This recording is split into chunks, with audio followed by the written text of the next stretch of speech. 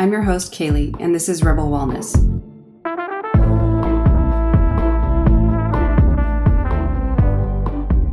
Welcome to the Rebel Wellness Podcast, where we embrace a holistic approach to personal health and empower women to break free from the noise of today's diet culture. I'm your host, Kaylee, also known as Coach Kales, and I'm thrilled to have you join us on this journey to becoming healthier, stronger, and more resilient in this life. If you found this podcast, you might be somebody who is tired of feeling bombarded with unrealistic body standards and conflicting health advice, and just ready to rebel against the one-size-fits-all approach to wellness. This is a great opportunity and place to create a lifestyle that truly works for you, and I want to welcome you to your new home for everything health and wellness without any of those influences.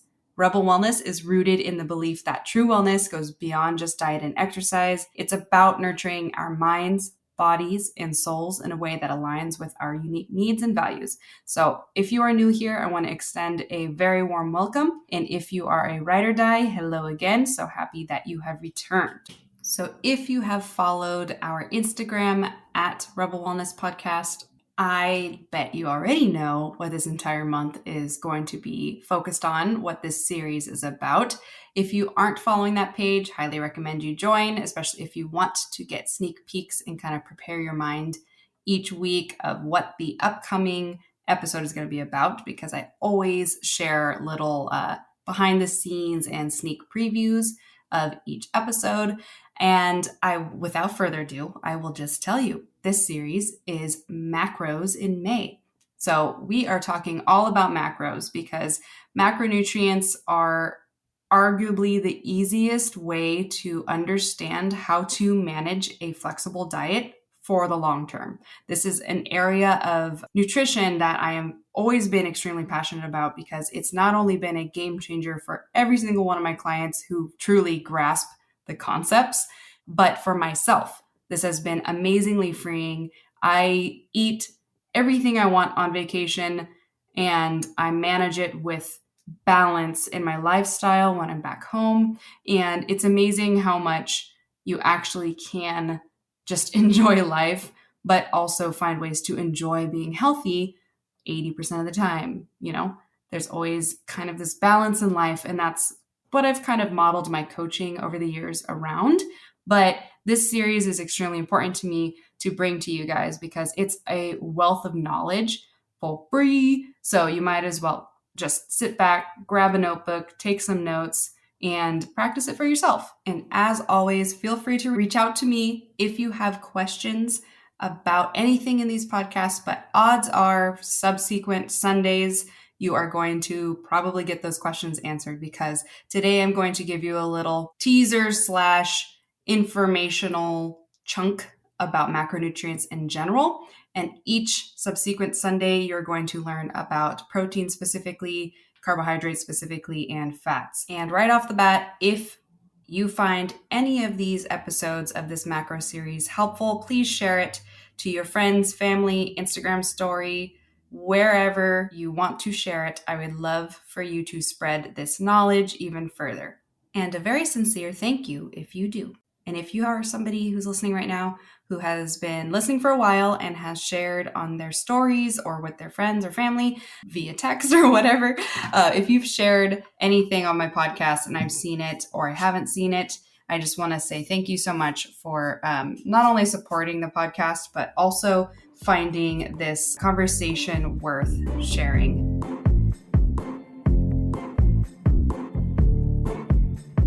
Okay, so let's jump into it. So maybe you've heard of, if it fits your macros, maybe you've seen the hashtag iifym. That's what that stands for, flexible dieting or counting macros in general. If you've seen that before or heard of it, you're going to become a professional after this month of understanding what it truly is. Because is it a diet? Is it an eating style? There's a lot of different perspectives and ways that people have kind of altered how you view and count macros, almost to an extent that is a little too obsessive for me. So my goal at the end of this is for you to come out with a really well-rounded understanding about macronutrients and find how to kind of combine it into your life and your lifestyle, maybe commit to several months following it, because I guarantee if you spend a little bit of time studying and learning and understanding what you're currently eating and how to manipulate it and change it to something that's going to support you better long term, or even just actually support your goals better, it will change your life. And you will actually not have to keep logging food in MyFitnessPal or any of that stuff. When a lot of people have fallen off of macros and talked smack about it because they're like, oh, I just can't imagine weighing stuff every day and macro counting. My first response, especially as a coach and somebody who's been practicing it for a very long time now, like over a decade, they're doing it wrong. And no offense to any of you guys, especially if you're one of those people who said that. It's actually just the fact that somebody didn't actually teach you the why behind what you're logging, because it's like riding a bicycle. You don't have to go through that uncomfortable learning phase again, getting familiar with the bike, getting familiar with how gravity works, and motion, etc. You don't have to do that anymore, I would assume. Same thing goes with macro counting. So I just also want to set the table and let you know that this is not something that should be a lifetime of counting, weighing, stressing, logging, etc. That is not what macronutrients are about. Understanding macronutrients is so much more, and I'm about to get into it. So do not run away right now if you're just thinking that all we're going to talk about is how to weigh your cheese and stuff like that. And I also want to apologize if you hear any strange background noises. My neighborhood is alive with the sounds of music apparently right now. So heads up, if you hear stuff in the background, apologies. This is just a fantastic microphone and I have a noisy neighborhood at this hour. Okay, so like I said in the beginning, I will reiterate, aside from water, macronutrients are the largest particles that make up all the foods you eat. So this is proteins, carbohydrates, and fats. If you've listened to episode 9 about the myths surrounding carbs make you fat or protein makes you fat, I referenced coming back around to a deeper dive chat about each macronutrient.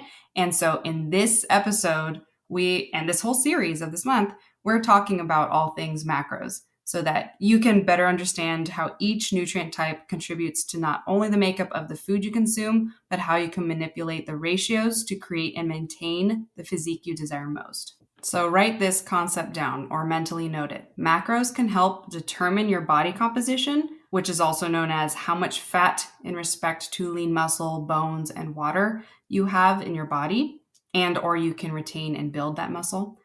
And the quality of food determines how you feel. I'll say that one more time. Macros can help determine your body composition, and the quality of the food determines how you feel. This concept is extremely important to understand because there is a difference between counting calories and counting macros.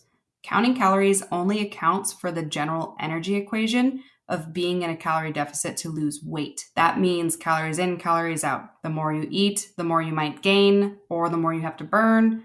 Equation goes the opposite way. The less you eat, the more you should generally lose in a deficit. This is what we call a deficit in general for calories. But what those calories are made up of are protein, carbs, and fats. Protein and carbs are 4 calories per gram, and fats are 9 calories per gram. So as you can see, each gram, let's say 20 grams of fat is going to be 180 calories. And calories simply are how much energy it takes for your body to utilize and burn that nutrient that you just consumed. So typically you'll see that anything that contains higher amounts of fat, such as cheesecake, is very high in calories. That's because, as you just learned, fat calories are 9 calories per gram, each of those grams. So it's going to take more time and more energy to burn up those calories. If you were somebody who didn't burn hardly any calories for that day, it's going to be a lot harder for you to be in a deficit if all you're doing is consuming high-fat foods.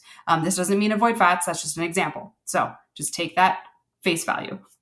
So calorie deficits used to lose weight and losing fat are not the same thing. You're going to see it differently on a scale, for example. Weight is correlated to like gravity and scale. It's your mass. When you are losing weight, it can be muscle and fat or water. So when people, let's say, start a keto diet and 2 weeks in, they're down 10 pounds, that is not 10 pounds of fat. It's not a miracle diet. That's 10 pounds of water.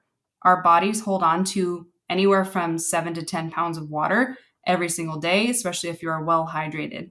Keto, because your body is searching for carbs as you restrict carbs significantly, part of the process of phasing into ketogenesis is your body is searching every single molecule of water in your body to get all the carbs possible because there is no more carbs available. Carbs are your body's first choice for energy. So when you are transitioning into ketogenesis, this is why your body loses a lot of water. So for everybody being like, oh my gosh, but you lose so much weight so fast, you lose weight. Weight is not necessarily always fat. And when you have a goal to lose fat specifically, we call that recompositioning or recomp. This is the goal that I usually adjust or we already naturally set for a majority of my clients because this is the main physique that most people want. They want to have more lean muscle, less excess body fat, not necessarily all body fat, because like my previous episodes of last month's series, body fat is necessary, especially for females, and a healthy amount of it is necessary for happy hormones, happy mental health, etc. But the downside to simply losing weight is that that tends to include muscle loss, almost always. Even when my clients are counting macros and focusing on recompositioning, oftentimes they still lose some muscle because it's really hard to not lose some muscle when you are in a deficit, especially depending on how long or how aggressive you choose to diet. And for those people who have been chronically dieting, like always trying to kind of be in a deficit most days of the week and then having a bingey kind of weekend where you overdo it because you went out or you had an event, when you're yo-yoing back and forth through that, that might even be worse for your body than just setting a specific amount of time. Like I would say 8 to 15 weeks max of a specific deficit. And then you need to give your body a diet break, quote unquote. Oftentimes when people are dieting and they are not really tracking anything or having any intentions or whatnot, you're probably not actually dieting, and it probably makes sense why you're struggling back and forth with your body composition or your physique, etc. So I'd highly recommend you to continue to listen through this whole series because it's going to be a game changer for how you view food in general. And when you are losing muscle, that's the tone, quote unquote, or the shape that majority of us want to maintain on our body.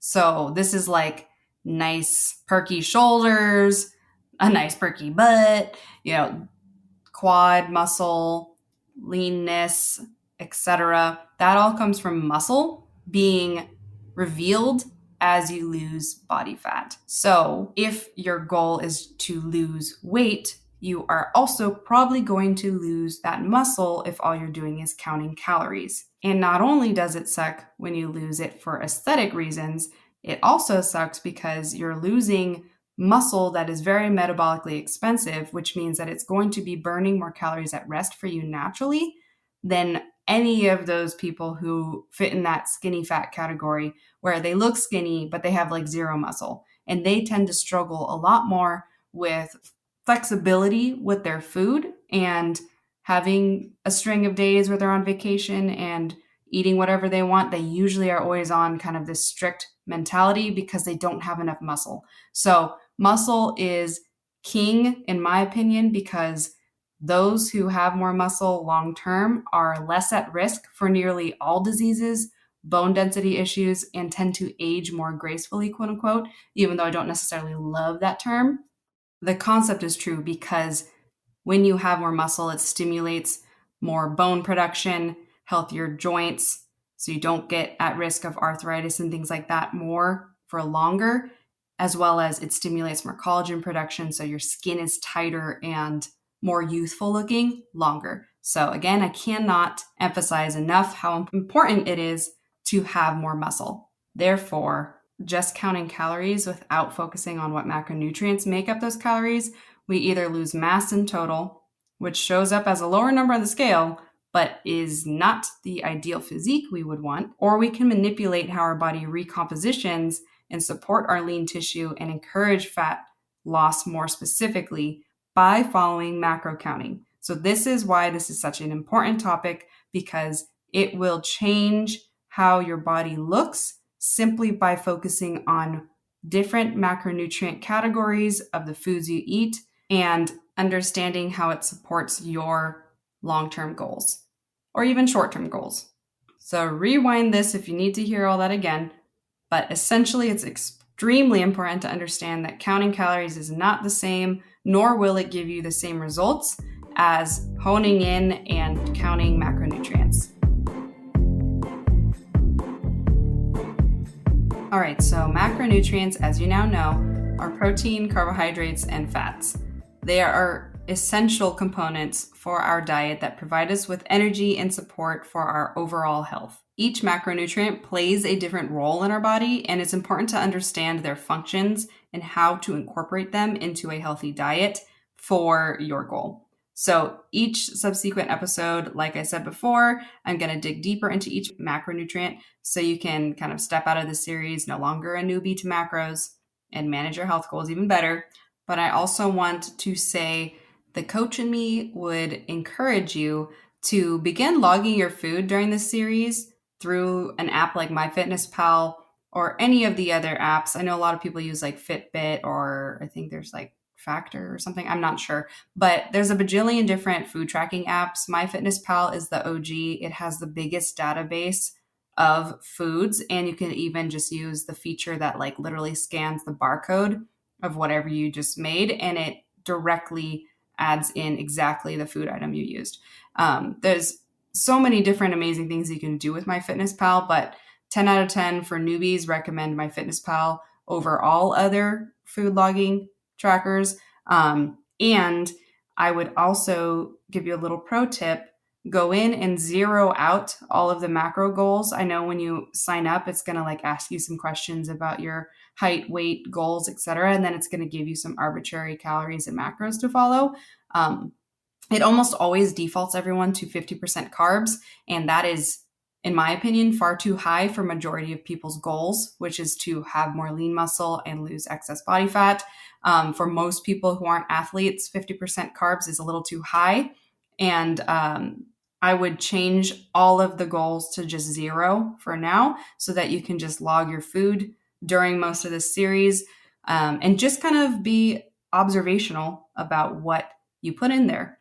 This is really key to starting to build awareness to how many calories and what macros are you falling short on in your day-to-day life. And that's going to give you a little snapshot of where your metabolism is at right now. So highly recommend right now, download the app, begin logging whatever food you remember you ate so far today or whatever you plan to eat, and track it throughout the week and just observe what you are doing. Nearly all of my nutrition-specific clients observe in the beginning when we start logging that they're consuming dominantly carbs and fats and hardly any protein. This is pretty common, especially for females, and especially in a day and age where there's quite a bit of food propaganda saying we don't need that much protein, which is true for those people that just sit at a desk and have zero fitness goals or muscle goals. But if you are somebody who wants to have lean muscle, wants to have balanced hormones, wants to manage their blood sugar better, you need muscle. Therefore, you need protein because protein is the building blocks of muscle. So this is a situation that we usually refer to in the health and fitness industry as the SAD diet, standard American diet. And that's where we're seeing a lot of disease being proliferative across the nation, especially because I think it's 1 out of 3 people in the US now have diabetes or undiagnosed diabetes, insulin resistance, etc. So that's insane. And it is definitely because we are eating too many processed carbs, too many fake fats or processed fats, and not enough protein to balance it all out. We're going to get into that soon. I call that like a rounded meal when you start to look at each meal having enough of each of those categories. But it is good to know that it's okay if you are one of those people in this first week or 2 weeks when you start logging your own food and you realize, oh my gosh, I am overeating in carbs and fats. It's exactly what Kale said. Like, that's normal. It's totally okay. That's oftentimes where when I get off track, I actually do use tracking as a tool to get myself back on track with understanding what I'm overeating and what I'm undereating, or just to refocus myself in general. So again, macro counting is a great tool because it can kind of come in and out of your life whenever you need it. But that knowledge is always going to be there. So it'll be like riding a bike. You won't even think about it. You'll just reach more for the high protein food item on the menu, like a steak with asparagus and stuff, much more than you're just going to go for like chicken fingers and fries and things like that. But also, it's kind of freeing because maybe you've been eating so well the last month that you do just go for the chicken fingers and fries. And because your body is balanced, you don't have to worry about that becoming an issue for you. That's the beauty of macro counting. And since many of us have been like raised in a fast food and processed food environment where we don't individually farm or communally raise and grow our food anymore, aka industrialization and such, our body's metabolisms are becoming altered to the overconsumption of these engineered fats, carbs, and highly processed proteins. And I will also note that the bad rap that like red meat and stuff has gotten is only because of nitrate enhanced processed meats. There are no studies on natural red meats straight from a sustainably farmed cow that will cause cancer or other diseases. The only red meats that have been studied and got the bad rap for all red meats somehow is processed red meats such as like sausages, bacons, etc. that have been mixed with artificial nitrates, not the natural kind. And so I hear this all the time when I'm like, what proteins do you eat? They're like, I eat fish and turkey bacon and this or that. I don't eat any red meats. It's almost like a badge of honor. And I don't blame people. I hear it all the time from like the World Health Organization or the Mayo Clinic, etc., which are all these big companies owned by big food corporations. But I digress on that. And when you look deeper into the actual studies, not just hearsay or biased articles online, when you look at the actual .gov studies, they are only done on processed red meats. And it's only because that is a huge food group that a lot of people, especially in America, do overconsume for sure. But you should not be cutting out, especially as a female, all red meats because we bleed every month. Most of us bleed every month. We're losing iron, and red meat is one of the best places that you can replenish your iron and a bajillion other nutrients that are necessary for our bodies as well, for healthy hormones and things like that. So if you are somebody who is not understanding of what food groups are okay, red meat should be back on the table for you. And I'm not saying eat them every single day or every single week, but a couple times here and there a week is totally healthy for you. And you will hear this from very intelligent, very well-studied scientists and doctors across the board, even on their own podcasts on here. So don't think that I'm just pulling that out of my butt. I only will reshare things that I know to be a fact. And I've seen it help so many of my clients over the years, especially plant-based clients or vegetarian clients that reincorporate these things into their diet. They usually have to use digestive enzymes at first to kind of help their gut back along, being like, hey, we're going to be digesting these proteins again because they're complete proteins. They're a more complex structure than just plant proteins, since those are incomplete proteins. But do know that isn't bad for you. And again, this is my podcast, so we can talk about things from my own experience and what I've seen in field research. And it's sometimes literally saving clients that have been fed bad propaganda, so to speak, who were literally falling apart, and just reincorporating good quality, sustainable animal proteins changed their life. So whether or not you want to do that, I highly encourage it, but I'm not going to push it on you. I just want to explain the real science because this is something we know and we've seen working with real humans, not just kind of one person's anecdotal experience and not following their blood work the rest of their life.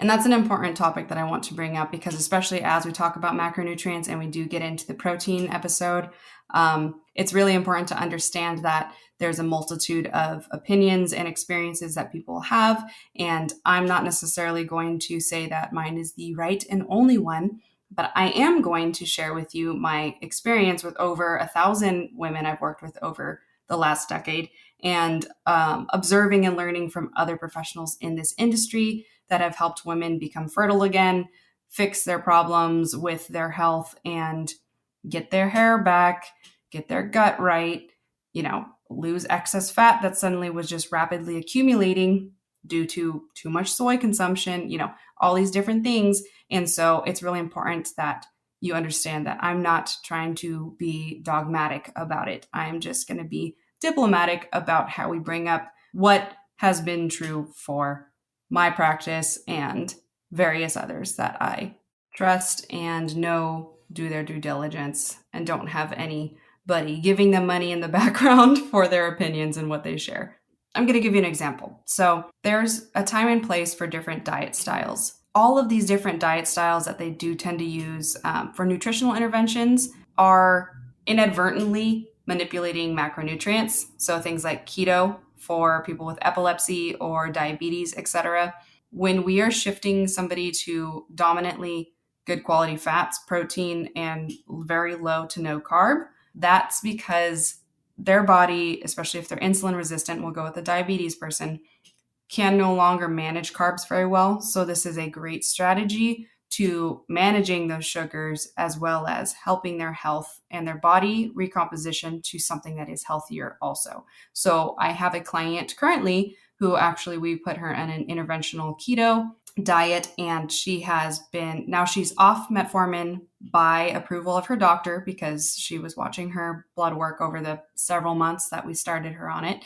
And now she's completely managing her diabetes through her diet. And yes, it's a drastic lifestyle change, but especially because she's postmenopausal and it matters more to her to reduce the medication she's on. And it has been exponentially beneficial for her. And I'm super proud of her. She's almost 35 pounds down now at this point. So she's getting to a healthier body composition and no longer on a medication that has a lot of long-term side effects. So this is amazing. And this is a nutritional intervention by manipulating macronutrients.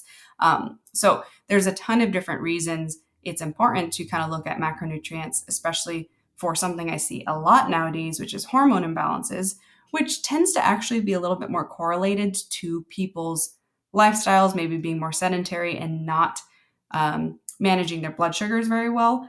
And that combined with stress, high cortisol, combined with high estrogen, when you get more fat, your body fat actually produces estrogen. So not only is your ovaries and such producing estrogen, but so then is your fat. And you get in this thing called estrogen dominance, which is kind of this hormonal storm where if you are a stressed person with high estrogen and you're not very active, you're going to be depositing fat like crazy, especially in your belly fat area. So by following macronutrients, increasing your protein intake with every single meal, and reducing your carbs, especially processed carbs, and increasing your good fats, we tend to see a healthier, happier hormone balance. So by including a balance of carbohydrates, proteins, and fats in our meals and choosing whole nutritious foods more often than not, we can ensure we're getting the nutrients we need to feel our best, but also look our best. And that's where macronutrients can be a total game changer in comparison to just calories.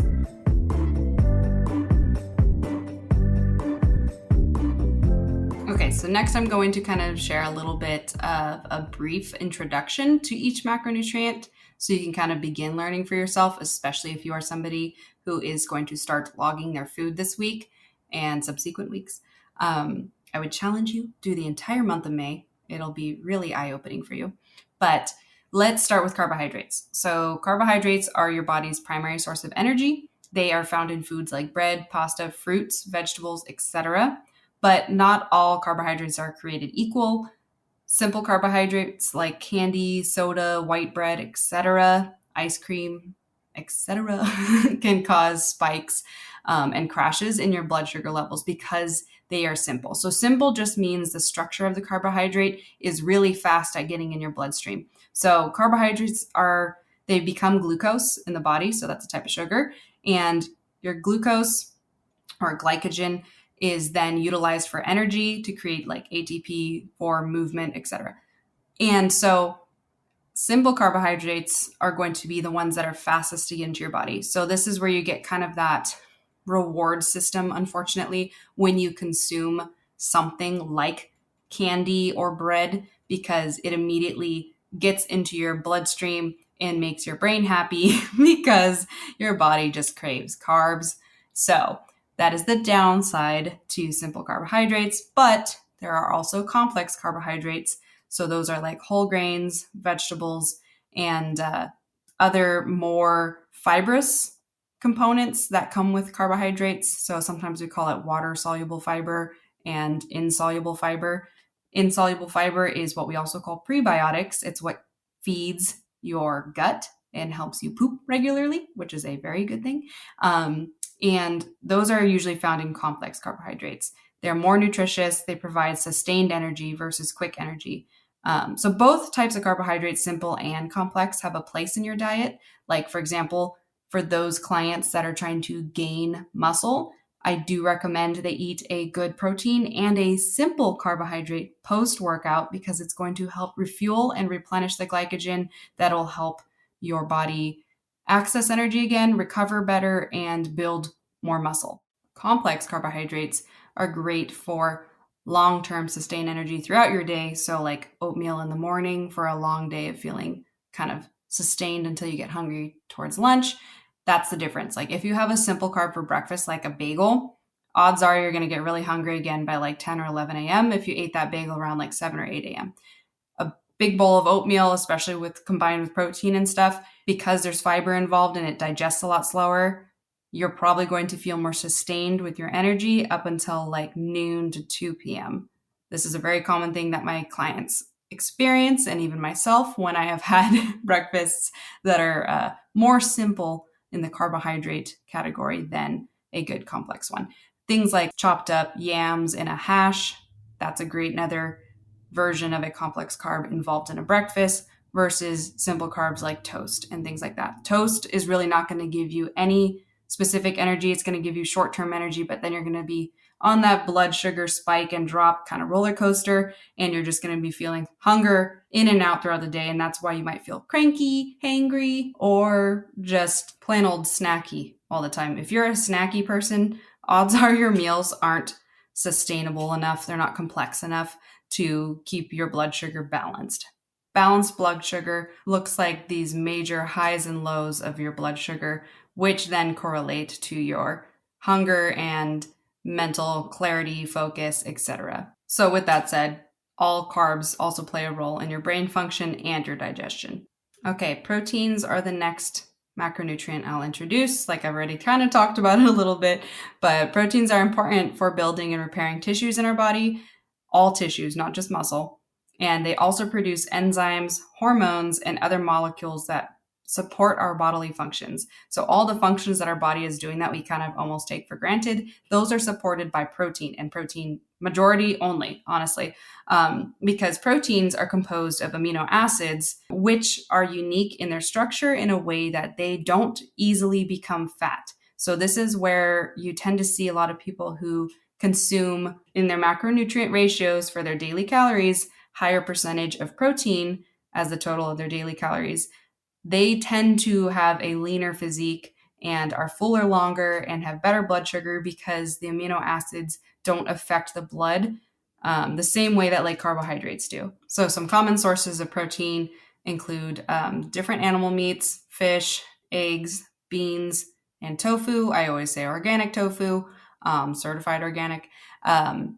And the amount of protein that we need in our diet kind of varies depending on our age, sex, activity level. But it is very important, and I would recommend for anybody, especially because they just did come out with several studies for people who over the age of 50 should be consuming, I think, roughly 30% of their daily diet in protein. So that means anywhere from 20 to 30 grams of protein per meal. Anything less than that has negative effects on their bone density and muscle retention. So, and there's no negative side effects to consuming higher protein diet when you're aging.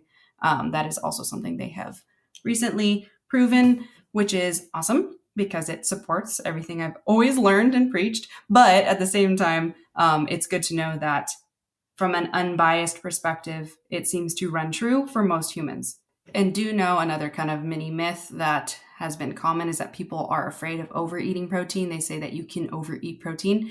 I'd like to meet a person who can overeat protein. It is so hard. Like, you would have to be sitting there chewing on chicken breasts all day, and that is not easy. I have been there in the past. So that is not a common thing because it's extremely hard and pretty boring to overeat protein. And the second thing is that the only category that has ever been studied and published that is a group at risk of overconsuming protein and it being negative on their kidneys is diabetics. And so that is a very specific group, and they'd have to be consuming over their body weight in pounds in grams of protein, which would nearly be above 200 grams of protein a day.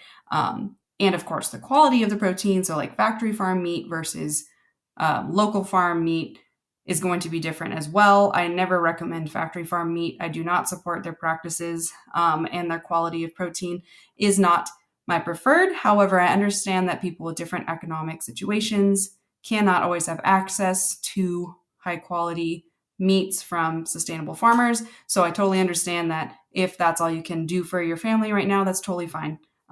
But do know that sometimes the quality can influence how it affects your body.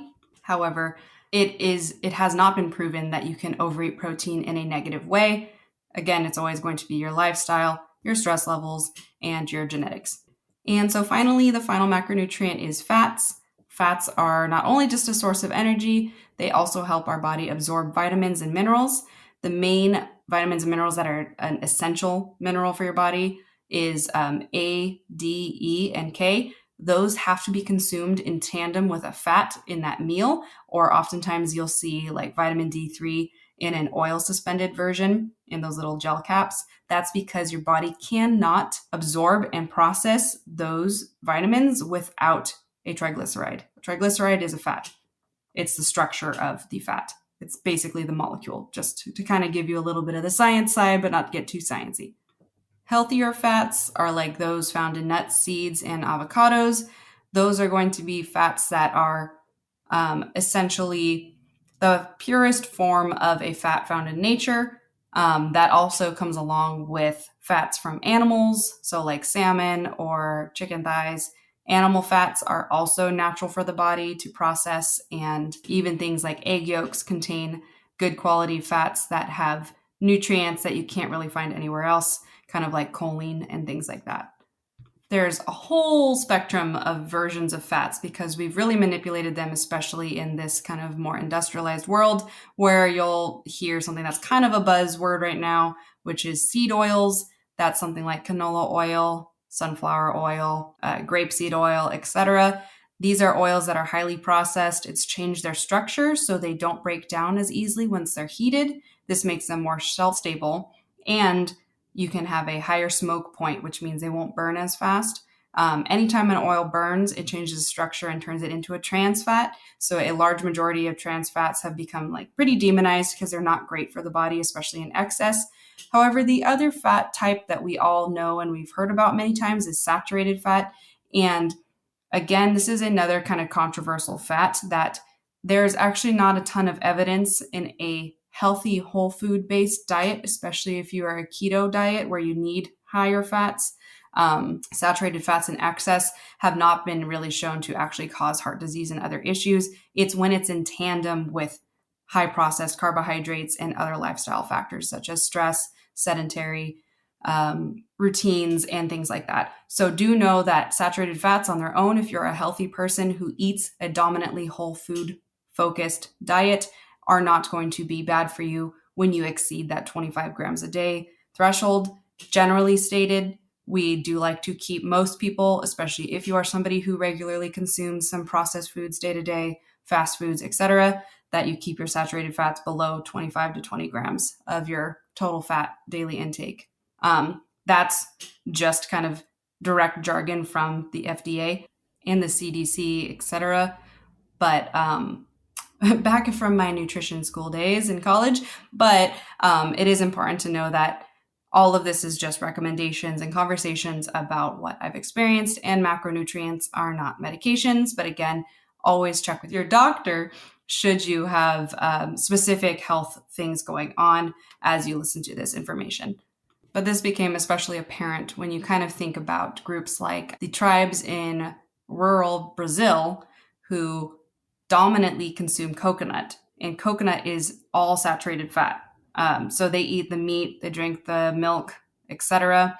every day. It's a high consumption of saturated fat. They don't have a large comorbidity rate for dying from heart disease and things like that. So you can't necessarily say that a high saturated fat diet correlates to heart disease, because that doesn't seem to ring true for these population samples that do consume high saturated fat, but are also focused around whole natural food sources in their life. Whereas we, especially in the SAD diet, the standard American diet, consume a lot of things like Doritos, Taco Bell, In-N-Out Burger, whatever. And that is where you're getting a combination of carbohydrates and saturated fats and sugars or simple sugars, etc. That's kind of the storm that creates more of that heart disease potential. But again, it's really important to understand that fats play a role in your hormone production, and hormones are much deeper than just your sex hormones. It's not just estrogen, testosterone, and all of that. It is vitamin D is a hormone, serotonin, cortisol, DHEA, etc. Those are all hormones that do so much in your body every day. And fats play a huge role in it. They also protect your thyroid, and your thyroid controls a lot of those hormones. So as you can see, it's really important for you to focus on good quality fats in enough consumption every day. This is somewhere that a lot of my female clients fall short, because we've kind of all been indoctrinated that dietary fats are demons. They're like little evil things that turn immediately into body fat in your body. That is simply not true. They are another energy source, and when in excess, they can turn into fat. But that is not commonly the situation if, again, you are an active person and you burn exactly or less than you eat.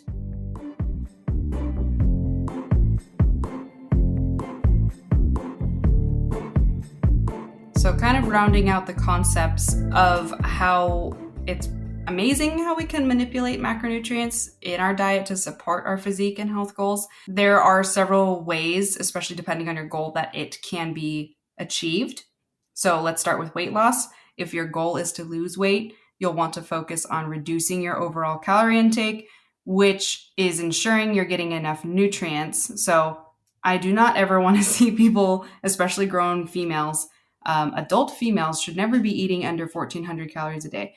Arguably, I don't like seeing any of my clients go below 1,600 calories a day. That is far too low, especially since most people's BMR, if you're a female adult, is anywhere from 1,250 to 1,500. So as you can see, if you're just existing, your BMR is your basal metabolic rate. That's how much your body burns by just existing. If you are burning nearly what you are consuming, just like the existing number, not your total daily energy expenditure, which includes your non-exercise activity thermogenesis, which is like walking up and down the stairs or walking around the grocery store, and your exercise activity thermogenesis, if you went on a jog or you weightlifted or whatever, you're going to be in a massive calorie deficit. And that's typically where you see people plateau and or start to lose significant amounts of muscle, because you cannot simply consume enough. Even if all those calories were protein, you probably are not going to maintain the muscle because you're just under eating. So it is important when you have a weight loss goal to not under eat your calories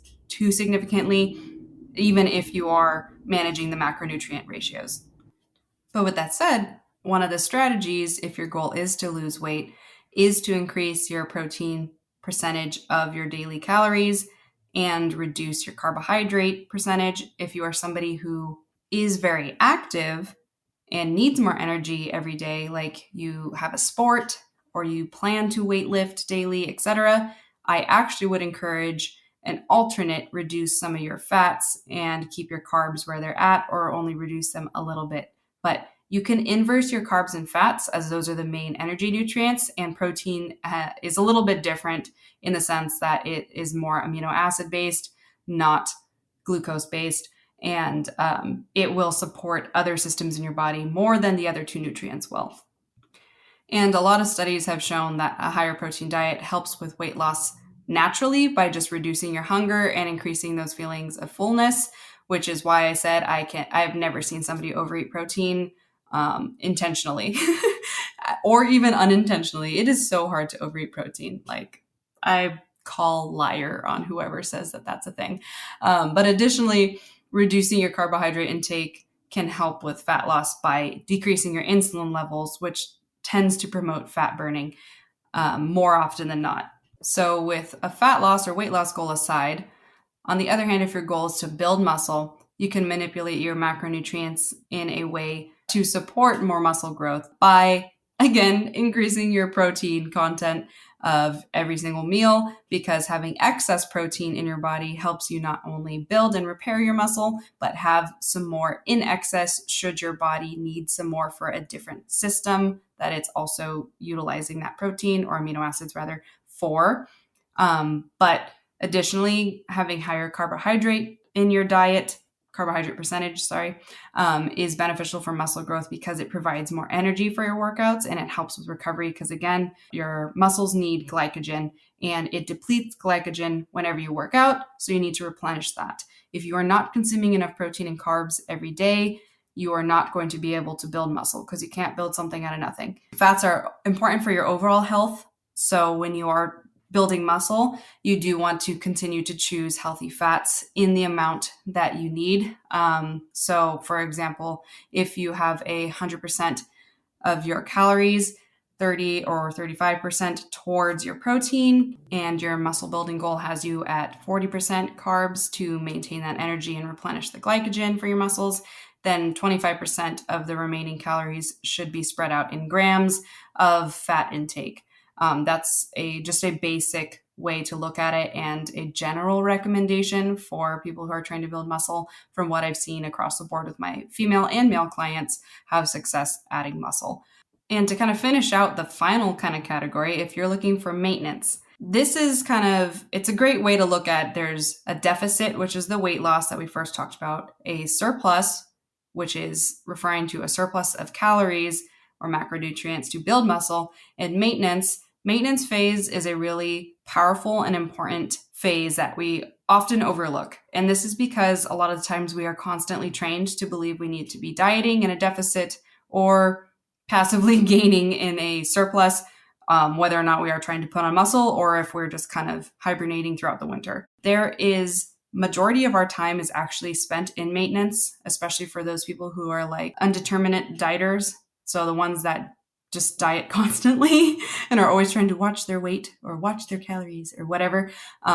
They are kind of passively trying to be in this sort of deficit. But in reality, if all they're trying to do is maintain their weight this whole time, they're in a maintenance phase. And it's really important to focus on not yo-yoing with like gaining weight, losing weight, because studies have shown that puts a lot of strain and stress on your organs. It actually points towards your longevity with your health and disease potentials. So it's very important for you to try to just get to that healthy set point of your metabolism where your hormones are happy, you're able to sustain the lifestyle that you like, and everything else is kind of in this sort of balanced state. But that looks different for everybody. That's not the perfect body. Oftentimes, that's just what your body wants to be at based off your genetics and everything, kind of like what we just talked about in April.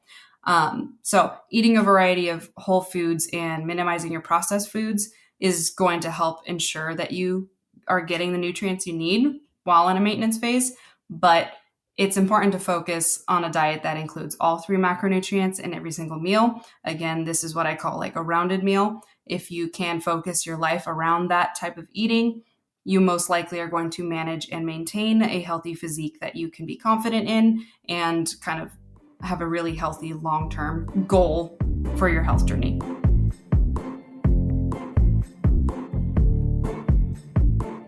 All right, lovely. So as we wrap up this final chunk of episode 1 of the Macros in May series, I hope you are feeling inspired to take control of your health and well-being by understanding the makeup of the food you consume, more so than just the calories.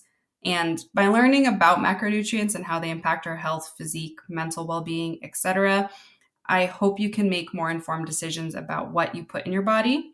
And when we fuel ourselves with the nutrients we need to feel our best, we can support our physical and mental health in the process and even show up in life better just by feeling better. So I'm going to kind of reiterate that call to action where I would love to hear you take some time this week to kind of re-listen and educate your own self about your macronutrients by starting to log on a food tracking app. It doesn't have to be perfect, do your best, but try it out and see where you're landing for yourself. And it's going to bring so much awareness that's going to kind of enrich your understanding around food and hopefully give you actually a little more freedom. And also start looking at labels on the food you eat and kind of taking note of the macronutrient breakdown. So see if most of what you're eating actually isn't that high in protein. If something says high protein and it's under 10 grams of protein, arguably if it's under 15 grams of protein per serving, that is not high in protein. Like I said before, I highly recommend most adult females consume minimum 15 grams of protein per meal all the way up to 40. They have found that your body can't break down and utilize all the grams of protein when you supersede 45 grams of protein. So staying below that is best. But honestly, 40 grams and up in protein is really hard to consume unless you're a steak person, because steak has, I think, like a 6-ounce or a 5-ounce filet has 35 grams of protein already. So if you have a bigger piece of steak, you probably are consuming more than 40 or 45 or 50 grams of protein. But I digress on that. Start learning where your foods are kind of lying on the label, which that's what we're going to get into in a future episode. So stay tuned.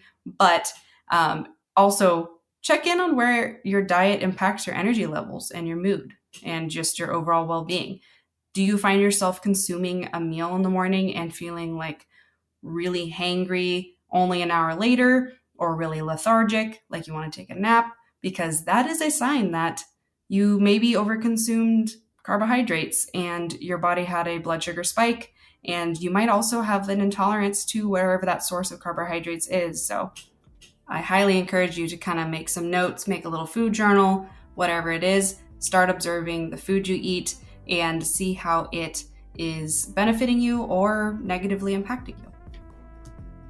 But overall, remember, you are the rebel of your own wellness journey, and understanding the makeup of the food you consume is a powerful tool in achieving your health and fitness goals. So go out there and rebel against the norm, take change of your health and wellness, and we'll see you next time, next Sunday, on another episode of Rebel Wellness.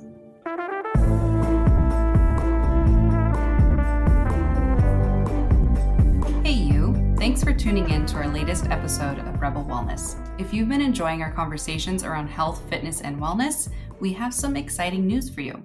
We've recently launched an Instagram page for the Rebel Wellness podcast, where we'll be sharing inspiring quotes from every episode, behind the scenes moments, and updates about upcoming episodes.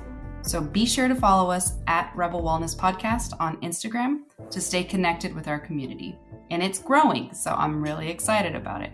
That's not all, though. I also want to introduce you to @Coach by Kales, which is my flagship fitness and wellness coaching business, as I am so passionate about empowering individuals like you to live their healthiest and most enjoyable lives. So if you would love to join me there as well, follow my page for daily inspiration, fitness tips, nutrition tips, sometimes even healthy recipes, as well as debunking more myths around the health and fitness industry in general. By following both pages, you'll be joining a community of like-minded individuals who are all committed to living their best lives as well. So don't hesitate, hit that follow button and join us on this journey to wellness. Again, thank you for listening, and I hope to catch you on the gram.